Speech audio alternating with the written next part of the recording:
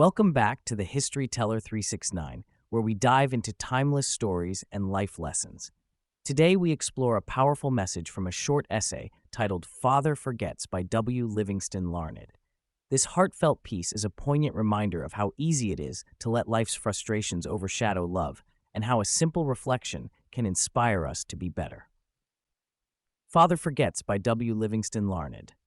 Listen, son, I am saying this as you lie asleep, one little paw crumpled under your cheek, and the blonde curls sticky wet on your damp forehead. I have stolen into your room alone. Just a few minutes ago, as I sat reading my paper in the library, a stifling wave of remorse swept over me. Guiltily, I came to your bedside. There are the things I was thinking, son. I had been cross with you. I scolded you as you were dressing for school because you gave your face merely a dab with a towel. I took you to task for not cleaning your shoes. I called out angrily when you threw some of your things on the floor. At breakfast, I found fault too. You spilled things. You gulped down your food. You put your elbows on the table. You spread butter too thick on your bread. And as you started off to play and I made for my train, you turned and waved a little hand and called, "Goodbye, Daddy." And I frowned and said in reply, "Hold your shoulders back." Then it began all over again in the late afternoon. As I came up the road, I spied you, down on your knees playing marbles. There were holes in your stockings. I humiliated you before your friends by marching you ahead of me to the house. Stockings were expensive, and if you had to buy them, you would be more careful.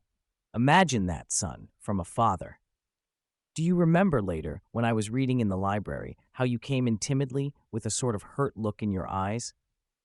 When I glanced up over my paper, impatient at the interruption, you hesitated at the door. "What is it you want?" I snapped. You said nothing, but ran across in one tempestuous plunge and threw your arms around my neck and kissed me, and your small arms tightened with an affection that God had set blooming in your heart, and which even neglect could not wither. And then you were gone, pattering up the stairs. Well, son, it was shortly afterward that my paper slipped from my hands, and a terrible sickening fear came over me. What has habit been doing to me? The habit of finding fault, of reprimanding. This was my reward to you for being a boy. It was not that I did not love you, it was that I expected too much of youth. I was measuring you by the yardstick of my own years. And there was so much that was good and fine and true in your character. The little heart of you was as big as the dawn itself over the wide hills. This was shown by your spontaneous impulse to rush in and kiss me goodnight.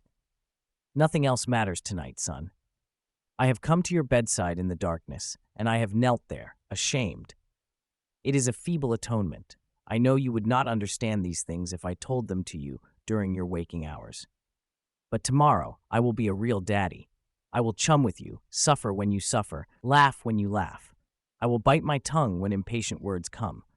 I will keep saying as if it were a ritual, he is nothing but a boy, a little boy. I am afraid I have visualized you as a man. Yet as I see you now, son, crumpled and weary in your cot, I see that you are still a baby. Yesterday, you were in your mother's arms, your head on her shoulder. I have asked too much, too much. Father Forgets isn't just a story about a father's regrets. It's a wake-up call for all of us, no matter our roles in life. Parents, siblings, friends, or mentors. It reminds us that love should always be louder than criticism, and patience should always guide our actions. Life moves fast, and the moments we take for granted today will one day be the memories we wish we cherished more. The beauty of this essay lies in its simplicity. It shows us that even in our imperfections, there's room to grow, to reflect, and to become better versions of ourselves.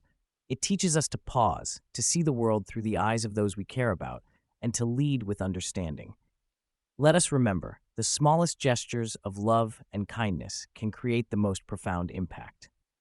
So tonight, before the day ends, take a moment to reflect. Apologize if you must, embrace your loved ones, and remind them how much they mean to you. In the end, it's not the mistakes that define us, but the lessons we take from them. If this story moved you, subscribe to the History Teller 369 for more inspiring stories and timeless lessons. And always remember, it's never too late to become the person you wish to be. Screen fades out to the channel logo and a subscribe call to action.